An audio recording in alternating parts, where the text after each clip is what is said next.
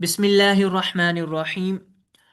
اللہ کے نام کے ساتھ شروع جو بڑا مہربان اور رحم کرنے والا ہے۔ عزیز طلبہ کرام، یہاں سے مصنف علیہ الرحمہ نے اپنی کتاب کا آغاز کیا ہے۔ تو یہاں پر ہمارے جی اکابرین کا اور مصنفین کا یہ طریقہ کار ہوتا ہے کہ وہ جب بھی اپنی کتاب کی ابتدا کرتے ہیں تو وہ اللہ کریم جل وعلا کے نام نامی سے اسم مبارک کے ساتھ شروع کرتے ہیں۔ اب علماء نے اس کی وجہ بیان فرمائی ہے کہ کیوں علماء کرام جو مصنفین حضرات ہیں کتب کے، یہ کیوں شروع کرتے ہیں بسم اللہ سے، ابتدا کیوں کرتے ہیں کتاب کی۔ تو علماء نے بڑی پیاری وجہ اس کی لکھی ہے۔ علماء بیان فرماتے ہیں کہ یہ مصنف اس وجہ سے بسم اللہ سے ابتدا کرتے ہیں کتاب کی، کیونکہ جو اللہ کریم جل وعلا کی جو کتاب ہے، قرآن مجید ہے، وہ بھی چونکہ بسم اللہ سے اس کی اولن ابتدا ہو رہی ہے، تو قرآن کے ساتھ موافقت پیدا کرنے کے لیے، قرآن کے ساتھ جو ہے ملاپ ہو جائے، ہماری کتاب کا قرآن کے ساتھ مماثلت پیدا ہو جائے، تو اس وجہ سے قرآن کی برکت لینے کے لیے جو مصنفین حضرات ہوتے ہیں وہ اپنی کتاب کا جو آغاز ہے وہ بسم اللہ شریف سے کرتے ہیں، تاکہ قرآن شریف کی جو برکات ہیں وہ بھی ہماری کتاب کے ساتھ متصف ہو جائیں، مل جائیں۔ اور دوسری وجہ بھی ایک علماء نے بیان فرمائی ہے، چونکہ سرکار علیہ الصلوۃ والسلام کی حدیث پاک کے اندر آیا ہے کہ حضور جان عالم علیہ الصلوۃ والسلام نے ارشاد فرمایا کہ کل امر ذی بال لا یبدأ فیہ بسم اللہ الرحمن الرحیم اقطع، کہ سرکار علیہ الصلوۃ والسلام نے فرمایا کہ ہر وہ ذی شان کام، ایک اچھا کام، جب بسم اللہ سے اس کی ابتدا نہ کی جائے تو وہ ادھورا رہ جاتا ہے۔ اس کام کے اندر یہاں پر ادھورے رہنے سے مراد کیا علماء نے بیان فرمائی کہ وہ اس کام کے اندر برکت نہیں رہتی۔ ٹھیک ہے، اگر بسم اللہ سے اس کی ابتدا نہ کی جائے تو اس کام کے اندر سے برکت ختم ہو جاتی ہے، وہ ادھورا کام رہ جاتا ہے، وہ پائے تکمیل تک کامل طور پر نہیں پہنچ پاتا۔ برخلاف اس کے کہ جب آپ کتاب کو بسم اللہ کے ساتھ شروع کریں گے تو انشاءاللہ وہ آپ کی جو کتاب ہے، پڑھنے والا جو مبتدی طالب علم ہے، قاری ہے، پڑھنے والا، انشاءاللہ جس فن کے اوپر وہ کتاب ہے اس فن کا بھی اس کو فیضان نصیب حاصل ہوگا، اور جو پڑھنے والے طلباء ہیں انشاءاللہ اس کتاب کی جتنی بھی برکات ہیں، جو مصنف علیہ رحمہ کی برکات حاصل ہیں، حاصل اس کو طالب علم کو ضرور حاصل ہوں گی۔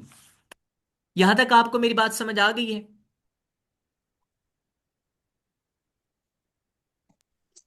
جی استاد صاحب۔ جی ٹھیک ہے، جی سمجھ الحمد للہ۔ ماشاء اللہ۔ آگے ہم چلتے ہیں، صفحہ نمبر 3 پر آپ سر سب بک شو نہیں ہو رہی۔ جی کیا فرما رہے ہیں آپ؟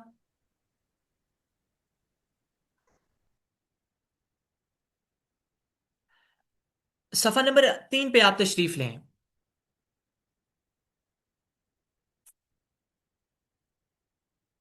اب مصنف علیہ الرحمٰ نے بسم اللہ الرحمن الرحیم کے بعد اگلا متن جو لایا ہے، فرمایا کہ الحمد للہ رب العالمین والعاقبۃ للمتقین۔ مصنف فرماتے ہیں کہ ہم جو ہے، تعریف جو ہے، ثنا جو ہے، یہ کس کے لیے ہے؟ اللہ تعالیٰ کے لیے۔ اب اللہ تعالیٰ کون ہے؟ پھر مصنف نے فرمایا رب العالمین، کہ جو تمام جہانوں کو پالنے والا ہے۔ رب کا جو لغوی معنی ہوتا ہے، یاد رہے کہ پالنے والا۔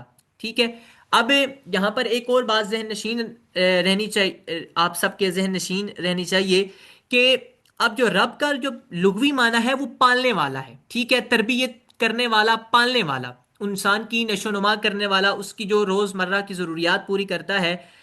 ٹھیک ہے، تو اس معنی میں اس کو لیا جاتا ہے لغوی طور پر، مگر رب کا لفظ ہم کسی انسان کے لیے استعمال نہیں کر سکتے، چونکہ آپ دیکھیں انسان بھی ہیں، وہ بھی تو اپنے بچوں کو پالتے ہیں، ان کی تربیت کرتے ہیں، ان کی نشو و نما کرتے ہیں۔ تو اب یہ لفظ رب جو ہے والدین کے لیے یا کسی دنیا دار انسان کے لیے یا اللہ تعالیٰ کے علاوہ کسی اور کے لیے استعمال کرنا بالکل جائز نہیں ہے۔ کیوں؟ کیونکہ جو لفظ رب ہے یہ خاص طور پر استعمال جو ہوتا ہے یہ اللہ تعالیٰ کے ساتھ ہی ہوتا ہے، کسی اور کے ساتھ نہیں ہوتا۔ اس وجہ سے لفظ رب کو آپ کسی اور انسان کے ساتھ یا غیر اللہ کے لیے آپ یہ رب کا لفظ استعمال نہیں کر سکتے، یہ خاص اللہ تعالیٰ ہی کے ساتھ خاص ہوگا۔ تو آگے مصنف نے فرمایا رب العالمین، عالمین، تو عالمین سے مراد کیا ہے؟ کہ جو تمام جہانوں کو پالنے والا ہے، چونکہ اللہ تعالیٰ جو ہے، جو رزق اس کائنات کے اندر بٹ رہا ہے، وہ حقیقی دینے والا جو ہے وہ اللہ تعالیٰ ہے، ٹھیک ہے؟ اور کس کے واسطے سے تقسیم ہو رہا ہے؟ وہ ہمارے آخری نبی صلی اللہ علیہ وسلم ہیں۔ تو مصنف نے فرمایا کہ حمد اس کی، اس رب کی، اللہ تعالیٰ کے لیے حمد ہے۔ کون رب تعالیٰ؟ تو مصنف نے فرمایا رب العالمین، کہ جو تمام جہانوں کو پالنے والا ہے۔ اور پھر فرمایا کہ والعاقبۃ للمتقین، جو عاقبت ہے، جو انجام ہے، ٹھیک ہے، وہ کس کے لیے ہے؟ متقین کے لیے۔ تو اب یہاں پر ایک بات ذہن نشین رہنی چاہیے کہ عاقبت کس سے مراد کیا ہے؟ کہ اگلے جہاں کا جو گھر ہوگا، جہاں پر انسان کی سزا اور جزا والا معاملہ ہوگا، تو عاقبت اس کو کہا جاتا ہے، ٹھیک ہے؟ تو اب یہاں پر جب مطلقاً بولا جائے گا عاقبت، تو عاقبت جو ہوگی یہ خیر والے لوگوں کو بھی شامل ہوگی، اور جو شر والے لوگ ہیں، برائی والے لوگ ہیں، ان دونوں کو شامل ہوگی۔ مگر یہاں پر جو مصنف علیہ الرحمٰن نے مراد لی والعاقبۃ للمتقین، جب متقین کا لفظ لائے تو اس سے جو شر والے لوگ ہوں گے، گناہگار لوگ ہوں گے، یا جو گمراہی کے اندر بھٹکے ہوئے لوگ ہوں گے، وہ اس عاقبت سے خارج ہو جائیں گے، ٹھیک ہے؟ تو اب اگر آپ نیچے حاشیہ کے اندر غور کریں، 2 نمبر حاشیہ متقین کے اوپر لکھا ہوا ہے، تو میں آپ کو اس کا خلاصہ آپ کے سامنے مفہوم عرض کر دیتا ہوں کہ وہاں پر متقین سے مراد لکھے ہوئے ہیں کہ جو بھلائی کرنے والے لوگ ہیں، نیکی والے کام کرنے والے لوگ ہیں، ٹھیک ہے؟ ان کا آخرت کے اندر جو گھر ہوگا، ان کے درجات کو بلند کیا جائے گا۔ کیوں بلند کیا جائے گا؟ ان کے نیک اعمال کی وجہ سے دنیا کے اندر رہتے ہوئے وہ رب تعالیٰ کی نافرمانی سے بچے، نبی علیہ الصلوۃ والسلام کی شریعت مبارکہ کے اوپر انہیں عمل پیرا کیا، ٹھیک ہے؟ تو اس وجہ سے کل قیامت کے دن ان کو عاقبت کا ایک اچھا انجام دیا جائے گا، جو کہ مصنف علیہ الرحمٰن نے فرمایا والعاقبۃ للمتقین، کہ جو عاقبت ہے، کہ جو اچھا انجام والا جو گھر ہے، وہ متقین کے لیے ہے، نیک اعمال کرنے والوں کے لیے ہے، کہ جو اپنے دل کے اندر خوف خدا رکھتے ہیں، اللہ تعالیٰ کا خوف رکھتے ہیں۔ عاقبت کا جو انجام ہے وہ متقین کے لیے ہوگا۔ اب یہاں پر ایک اور بات ذہن نشین رہے کہ جو اللہ تعالیٰ کا خوف جو ہے اپنے اندر پیدا کرتا ہے، تو اللہ تعالیٰ اس کو اپنا مقرب بندہ بنا لیتا ہے۔ ہمارے پیر پیران پیر حضور غوث الاعظم شیخ عبد القادر جیلانی رضی اللہ تعالیٰ عنہ فرماتے ہیں کہ جو شخص اپنے دل کے اندر تقوی اختیار کرتا ہے، جو متقی بنتا ہے، اپنے اندر اللہ تعالیٰ کا خوف اپنے دل کے اندر پیدا کرتا ہے، تو اللہ تعالیٰ اس شخص کو ایسا اس کے ساتھ معاملہ فرماتا ہے کہ اس شخص کا روب جو ہے وہ دنیا کے لوگوں کے اوپر طاری کر دیتا ہے۔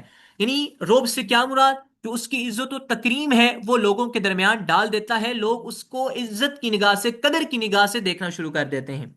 تو یہ متقین کے اوپر کچھ وضاحت میں نے آپ کے سامنے عرض کی ہے۔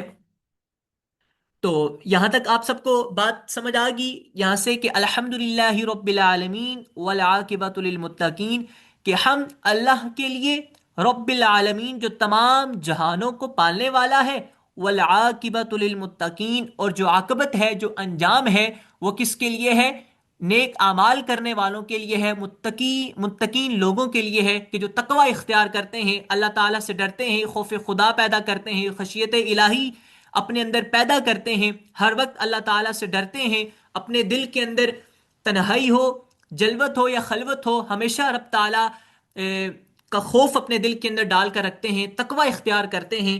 تو عاقبت کا جو انجام ہے، اچھا انجام جو ہے، یہ متقین کے سروں کے اوپر سجے گا، یہ متقین کے لیے ہوگا۔ یہاں تک آپ سب کو میری بات سمجھ آ گئی ہے؟ جی جی استاد الحمد محترم۔ ماشاء اللہ۔ صفحہ نمبر 5 کے اوپر آپ سب تشریف لیں۔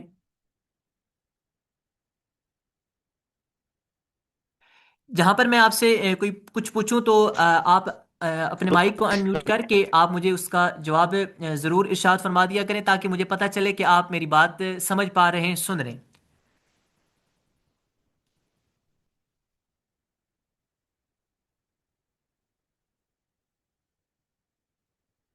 صفحہ نمبر 5 سے ہم ابتدا کرتے ہیں۔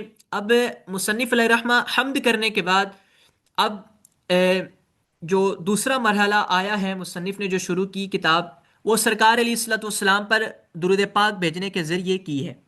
تو مصنف نے فرمایا کہ والصلاۃ والسلام علی رسولہ محمد وآلہ واصحابہ اجمعین۔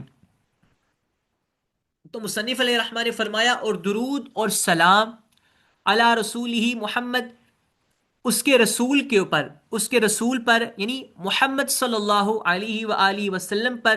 رسول ہی ضمیر کا مرجع، یعنی کون مراد؟ کہ اللہ تعالیٰ کے جو رسول ہیں، اللہ تعالیٰ نے پیغام بھیجنے کے لیے جن کو مبعوث فرمایا امت کی طرف، امت محمدیہ کی طرف، وہ رسول مراد ہیں۔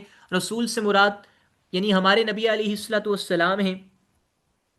تو مصنف فرماتے ہیں درود اور سلام حضرت محمد مصطفیٰ صلی اللہ تعالی علیہ وآلہ وسلم پر، وآلہ، اور پھر مصنف نے فرمایا ان کی آل پاک پر، واصحابہ اجمعین، اور ان کے تمام صحابہ کرام علیہم رضوان پر کیا ہو؟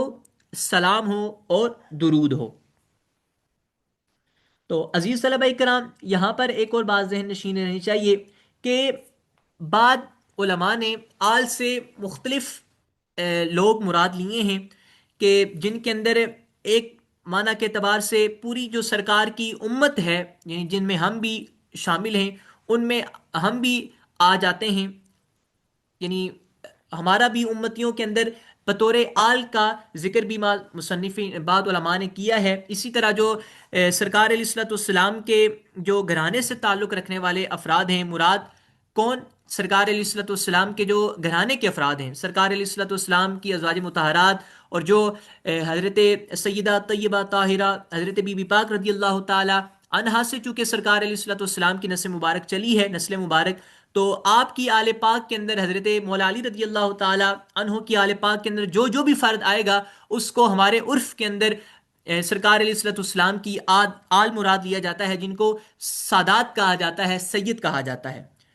یہاں تک میری بات آل کے متعلق تھی۔ آگے مصنف نے اصحاب کا ذکر کیا کہ درود اصحاب کے پر بھی، تمام کے تمام صحابہ کرام کے اوپر۔ اب صحابہ کون ہوتے ہیں؟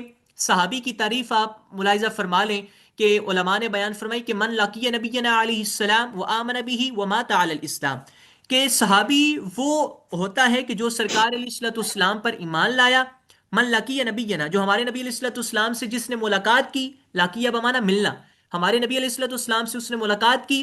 من لقی نبینا علیہ السلام وآمن بہ، اور سرکار علیہ الصلوۃ والسلام کے اوپر وہ ایمان بھی لایا۔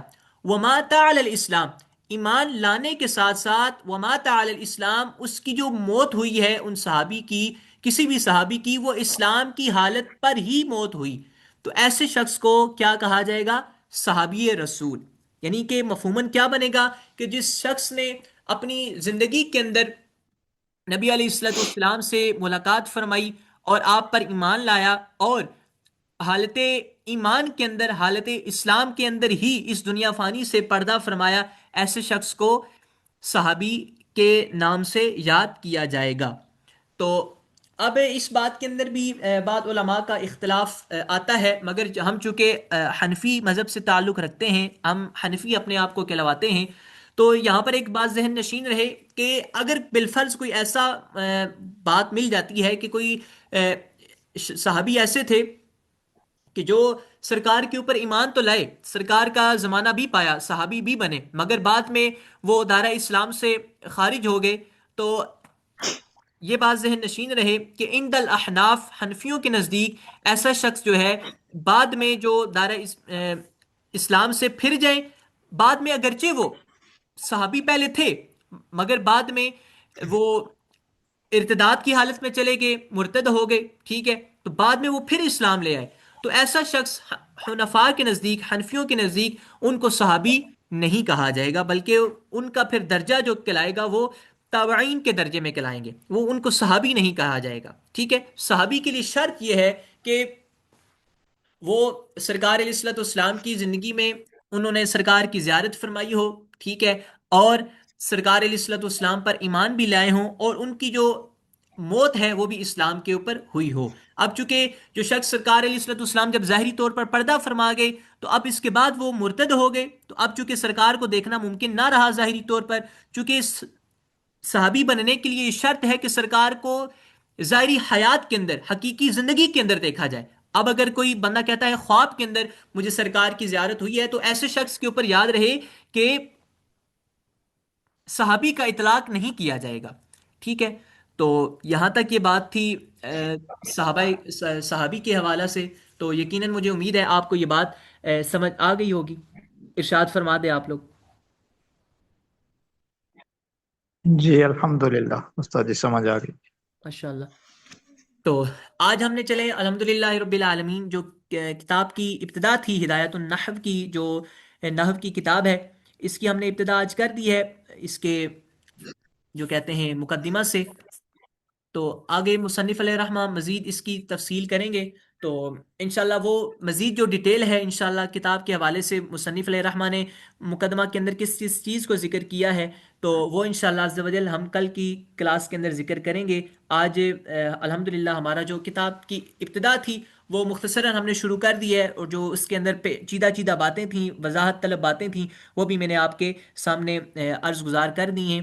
تو یہ آپ اس کی ریکارڈنگ اگر آپ دوبارہ سننا چاہیں گے آپ، تو یہ ریکارڈنگ آپ کے پیش نظر ہی رہے گی۔ تو باقی انشاءاللہ عز و جل صفحہ نمبر 7 سے، یعنی اما بعد فہذا مختصر مضبوط سے ہم انشاءاللہ عز و جل اپنی کلاس کل شروع کریں گے۔ تو آج کی یہ کلاس اتنی ہی ہے۔ اللہ تعالیٰ آپ سب کو ڈھیر ساری برکات نصیب فرمائے۔ میں امید کرتا ہوں آپ کو یقیناً سبق سمجھ آیا ہوگا۔ اب اپنی آپ کی جو دوسری کتاب ہے نور الرضا، وہ آپ اپنے سامنے، آپ کے پاس اگر موجود ہے تو وہ اپنے پی ڈی ایف کو اوپن کر لیں آپ۔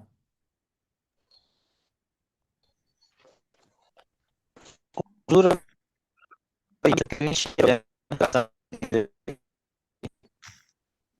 ریکارڈنگ